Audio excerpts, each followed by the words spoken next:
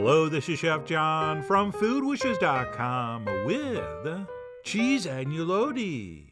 That's right, I'm going to show you how to make my favorite stuffed pasta shape. Since these adorable little plump pillows are better than ravioli and much simpler to make. And not to brag, but I am the perfect person to teach you these, since I'm really not that good at them. And unless you make them a lot, you won't be either.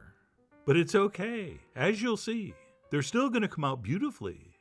And to get started, we will mix up some pasta dough, which starts by adding some whole eggs into a well we made with some all-purpose flour, or if you can find it, some 00 flour. And what we'll do is take a fork and bust those eggs right in the yolks, and then we will start scrambling. And then eventually, little by little, we will introduce some flour into the eggs, and it will turn into a thin batter. And then as we mix in more, it will turn into a thick batter.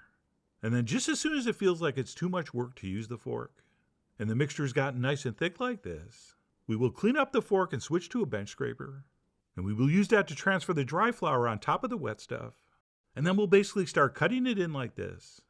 And if everything goes according to plan, about a minute later, we should end up with a nice shaggy dough. And once that happens, we will lose the scraper, and we will switch to our hands. And we will gather everything together and start pressing and kneading and squeezing and pushing until we formed a rough ball of dough. And once we get to about this point, we'll grab our scraper again and we will clean up the board. And pieces of dough that still seem kind of wet and sticky, we can push back into the dough. But those drier, crummier pieces, we should probably scrape out of the way before we start officially kneading the dough. Or at least that's what American pasta master Evan Funky thinks. And since I patterned my new and improved pasta dough after his, I'm doing the same thing. And that's it, we'll resume kneading for about 3 minutes, or until we've achieved a relatively smooth, fairly elastic ball of dough. And no, 3 minutes of kneading is not enough, but this is only the first knead. So what we'll do is pick that up and sprinkle a little bit of flour on the board, and then cover this with a piece of plastic wrap so it doesn't dry out.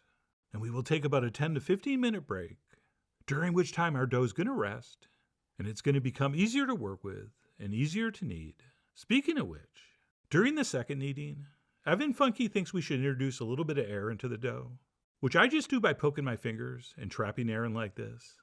Okay, he does it with a very fancy kneading technique that only like 4 people in the world know how to do. So I just give mine the old poka every like 30 to 40 seconds while I'm kneading. And he believes by trapping air in the dough, you get a nicer product, and you don't get a dead dough, or at least that's what he calls it. But anyway, whether we do that or not, we will knead this dough a second time for about 4 minutes, until we formed a fairly gorgeous dough that looks like this. And then what we'll do is lay that piece of plastic back on the cutting board, and we'll flip our dough over smooth, rounded side down. And then we'll go around bringing the plastic up like this, wrapping that nice and tightly. Oh, and if you think I'm doing this carefully, you should watch Evan Funky do it, since it is quite a sight to behold.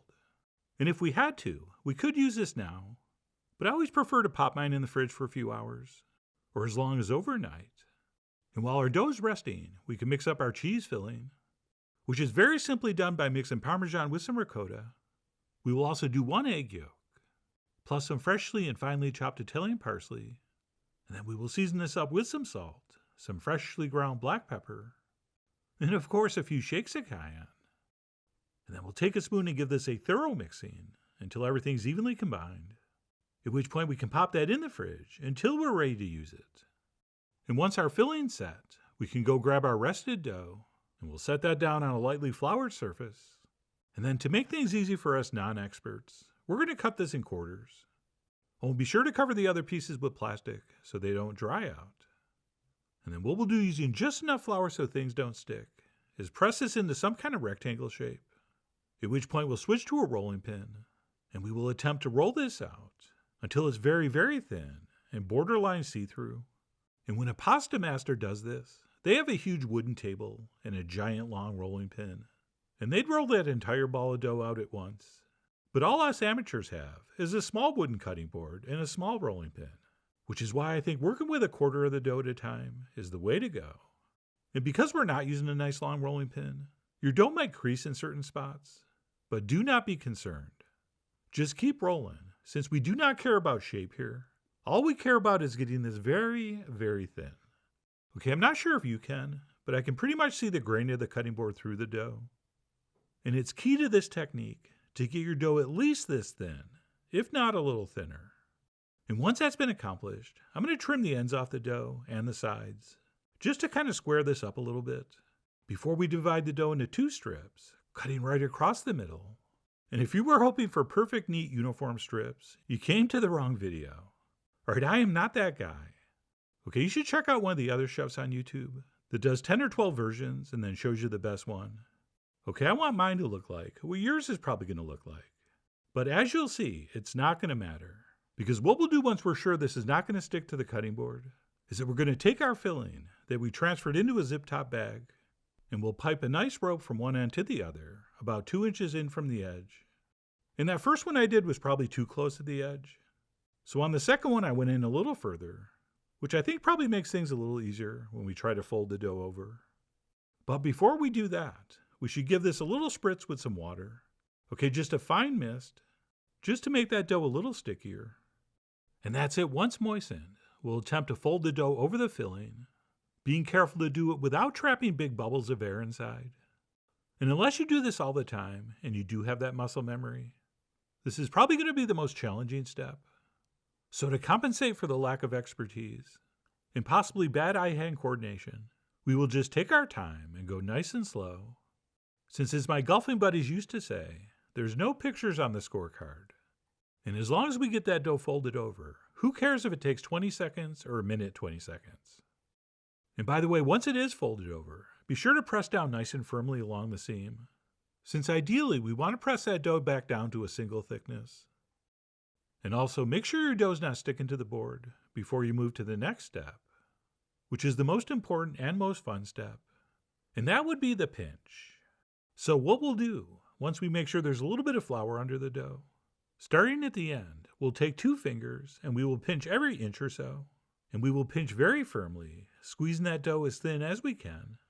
And as you can see after each pinch, we will re-pinch the previous pinch. And we will continue pinching and re-pinching. And by the way, when you do this at home, make your last pinch wherever the filling actually ends. Okay, I didn't do that, since I wanted these all to be the exact same size. But at home, so as not to waste any of the filling, don't worry if the one at the end's 1.5 inches instead of 1 inch. Which reminds me, you can make these any length you want. I mean, you are after all the Peter Coyote of your cheese agnolotti. Oh, and since he lives in the same place I do, I'm only the second most famous voiceover guy in town. But anyway, the point is make these as big as you want.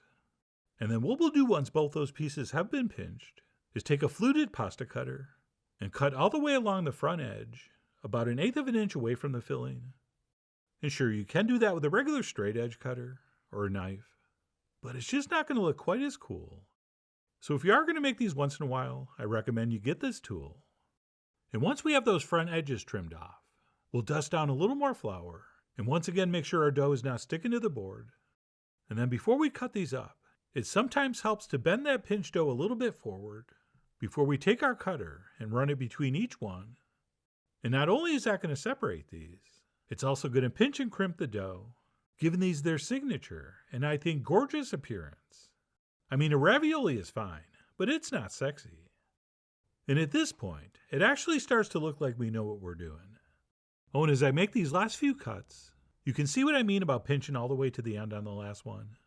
Okay, I ended up with a freakishly small agnolotti, which is not a big deal, but it is avoidable. And then as we complete these, I like to transfer them onto some lightly floured parchment paper. Although I'm pretty sure we're supposed to use semolina. But I didn't have any, and you might not either. But it's okay, since regular flour works fine. And that's it, we can simply keep those in the fridge until we're ready to boil. Or of course freeze them on the pan, and then transfer them into a bag and keep them frozen until we need them. But I'm starving, so I'm going to cook 7 right now, which we want to do in some generously salted boiling water. And the biggest mistake people make with fresh pasta is undercooking it. All right, a lot of recipes say these are done when they float, but these are going to be floating after just about a minute, which for me is not enough time to cook that pasta dough perfectly. So I generally boil these for 3 minutes, which I think is ideal.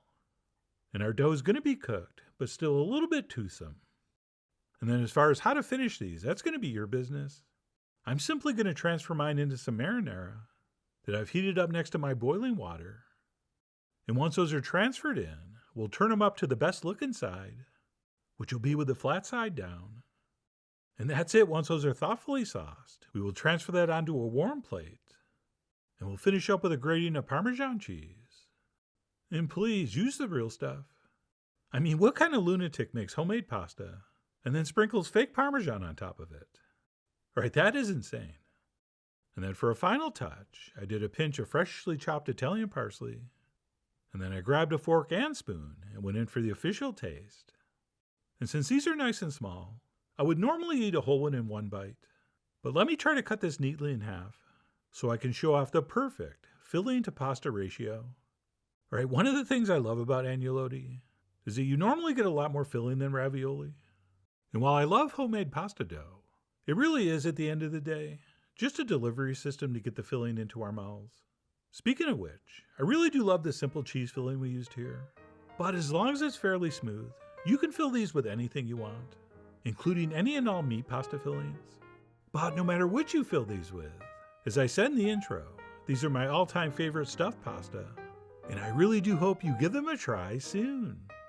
So please follow the links below for the ingredient amounts, a printable written recipe, and much more info as usual. And as always, enjoy.